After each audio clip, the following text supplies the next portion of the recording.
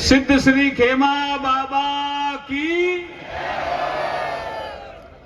दोबारा जोर से बोलो भाई, तो पड़ोस में मंदिर तो खन्नी है ना भाई। सिद्ध श्री खेमा बाबा की। और अब और बोलिए, भारत माता की, भारत माता की। भाजपा जिंदाबाद, भाजपा जिंदाबाद। इस परिवर्तन संकल्प यात्रा के बायतू पहुंचने पर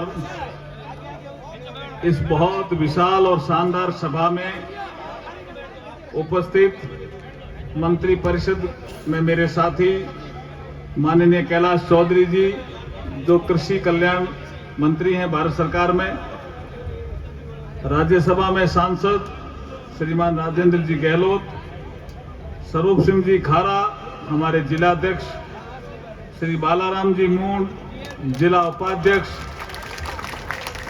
श्री आदूराम जी मेघवाल पूर्व जिलाध्यक्ष, श्री जगवीर जी झाबा प्रदेश महामंत्री भारतीय जनता पार्टी, महेंद्र जी कुमावत प्रदेश मंत्री बीजेपी, दिलीप जी पालीवाल पूर्व जिलाध्यक्ष और प्रदेश कार्य समिति सदस्य, श्री नाथू सिंह जी विधानसभा प्रभारी, नारायण सिंह जी राजपुरोहित यात्रा प्रभारी, हमारे ऊनाराम जी चौधरी पूर्व जिला प्रमुख, बायतू विधानसभा के सभी मंडल अध्यक्ष, बायतू क्षेत्र के सभी जनप्रतिनिधि, ठाकुर जालम सिंह जी रावलोत, देवीलाल जी कुमावत और सभी सम्मानित मंच और इस सभा में उपस्थित बायतू और बायतू विधानसभा के आसपास के यात्रा में साथ चल रहे हैं लंबे समय से, जैसे हमारे नवनीत राजपुरोहित और ऐसे कई साथी साथ भी चल रहे हैं। उन सबको नमस्कार करता हुआ मैं मेरी बात प्रारंभ करता हूं। मोदी जी की नीतियां कैसी है इसकी जानकारी अभी कैलाश चौधरी जी ने आपको दी। देश आजाद हुआ, उसके बाद बाबा साहब भीमराव अंबेडकर जी ने संविधान बनाया। संविधान बनाने के बाद एक उन्होंने चेतावनी दी, वो चेतावनी थी 25 नवंबर 1949 को कि हम 26 जनवरी 1950 को एक राजनीतिक समानता के अवसर में प्रवेश कर रहे हैं, लेकिन हमारे समाज में सामाजिक और आर्थिक असमानता रहेगी, उसको दूर कौन करेगा।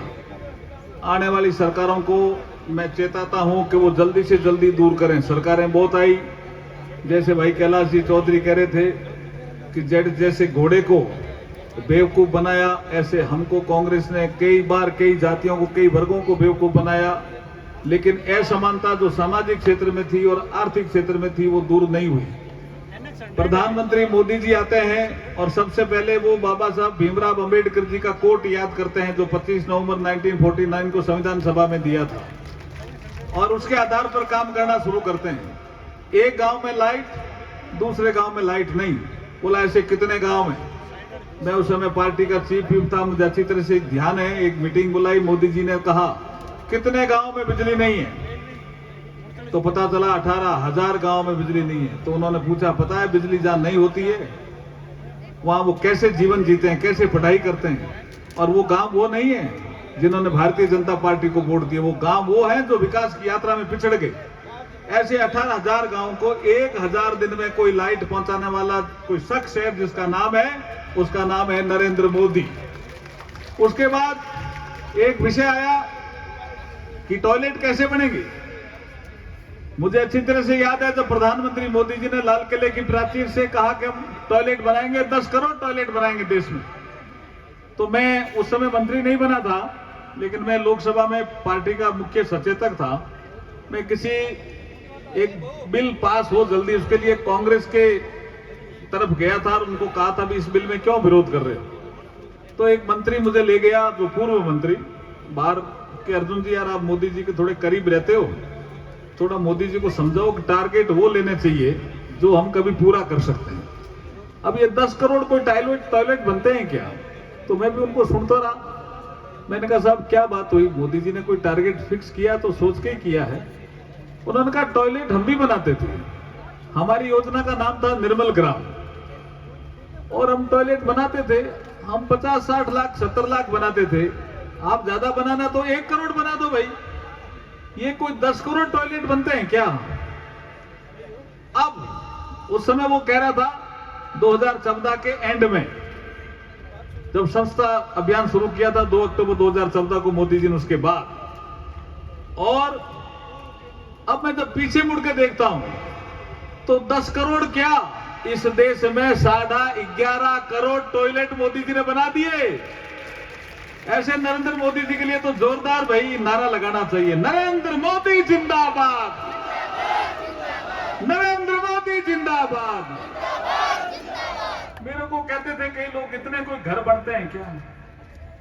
इतने कच्चे घर थे और मोदी जी ने 3 करोड़ से ज्यादा पक्के मकान बना दिए। एक कच्चा मकान गांव में, एक पक्का मकान।